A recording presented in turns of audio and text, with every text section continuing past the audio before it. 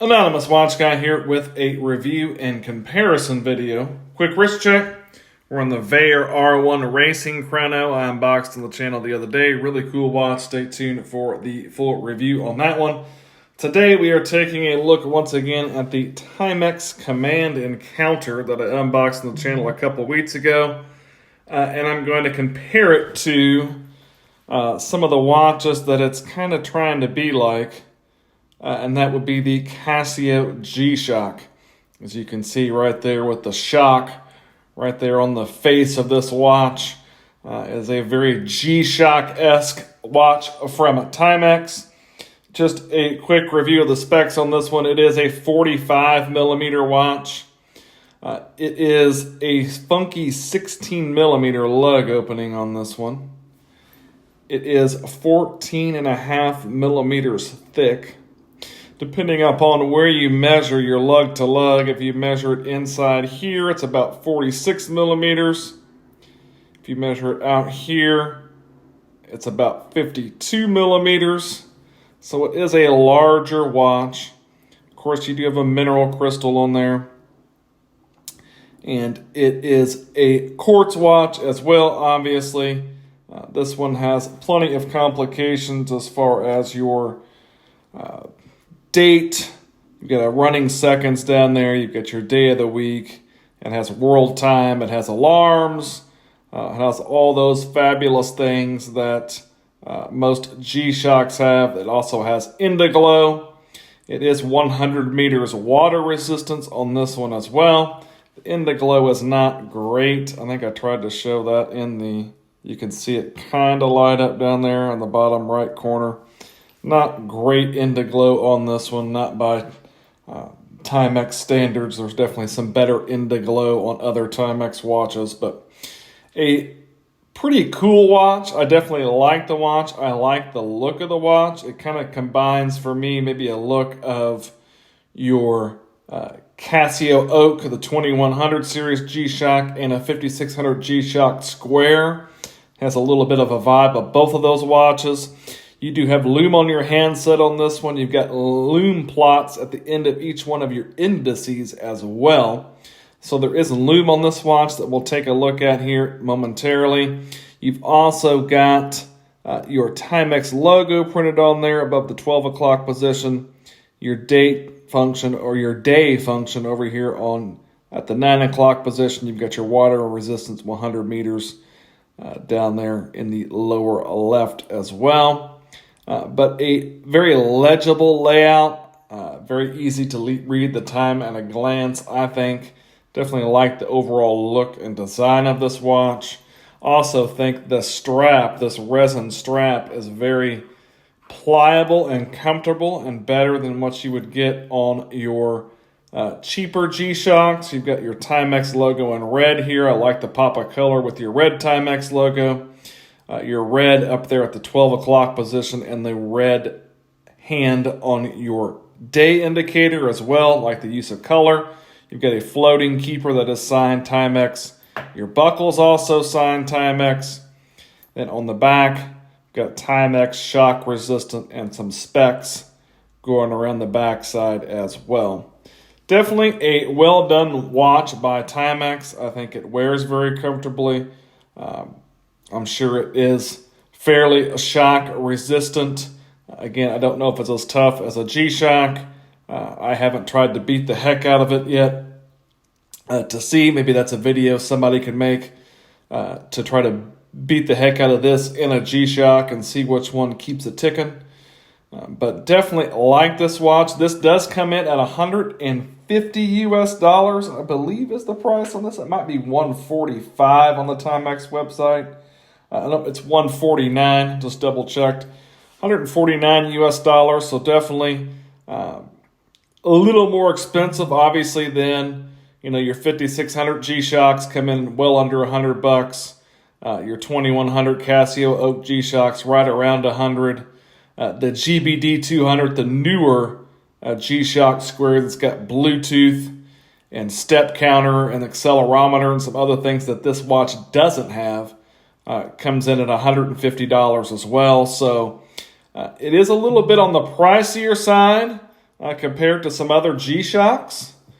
So there is that. That's something to consider if you're thinking about picking this watch up. But I do like the overall presentation of the watch. I like the look of the watch. I think there are some good features on the watch as well. I do like this strap. I think it wears very nicely. I think it has good legibility. Overall, I really do like the watch. But if you're looking for a G-Shock, maybe you just buy a G-Shock. And you can definitely get a G-Shock for a little bit cheaper than this one. I've not seen these pop up on Amazon for a discount. I know a lot of times you can find the G-Shocks on Amazon for a little bit better price than you could get them from Casio. Haven't seen this one on there yet.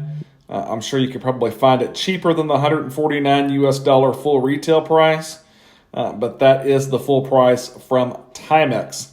So let's take a look at the Loom on this watch, and then we'll see what it looks like on my 7.5-inch wrist.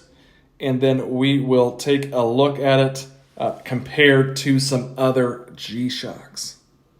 So here you can see the Loom on the watch, and honestly, it's not bad at all. This would be a place that this Timex does better than the G-Shocks that have Loom.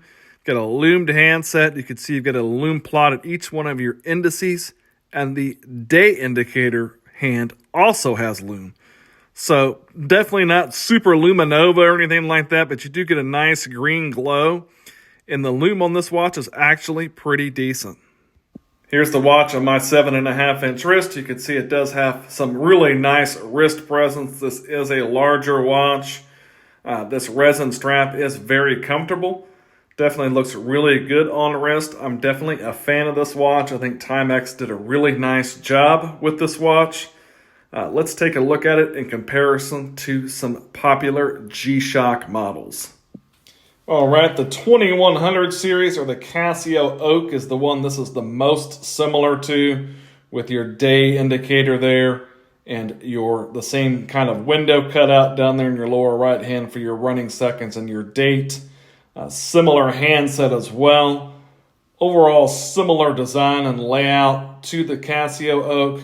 The Timex obviously has much better Loom. The Casio Oak only has Loom on the handset.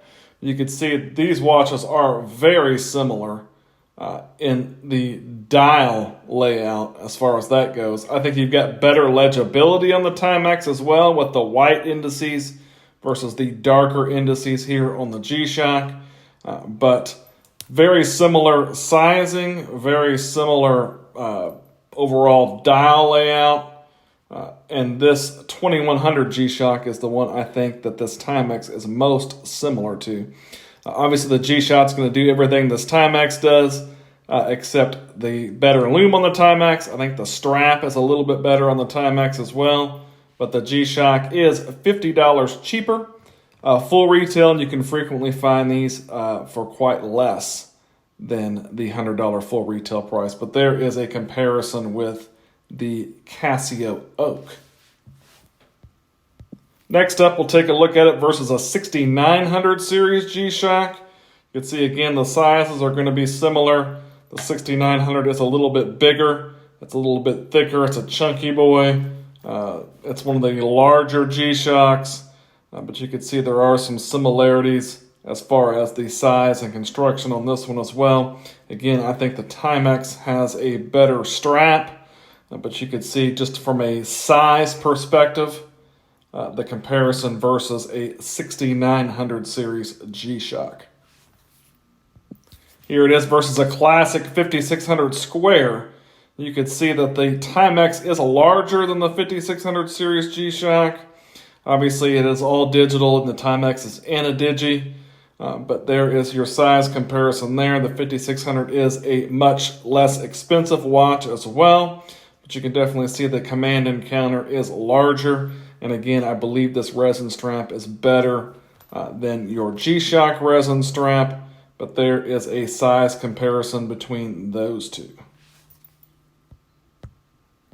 And as far as price goes, the GBD 200 G-Shock, kind of the newer G-Shock square, is the most similar as far as pricing. This is $150 full retail price. So is this one. But this watch gives you your pedometer, your step counter, your Bluetooth capability. and just a lot more features on this newer G-Shock here. Also has the best digital display on any G-Shock out there, just really legible. This is a really great G-Shock. If you've not watched my video on this one, check it out. But definitely, you've got your Timex again, anti-digi, great legibility on the as far as your analog dial on the Timex. The screen down there for your digital is much harder to read. Obviously, it's much smaller, but you could see just how legible, even at an angle, the GBD 200 screen is. Very similar size, a very similar thickness. The Timex might be a smidge thicker.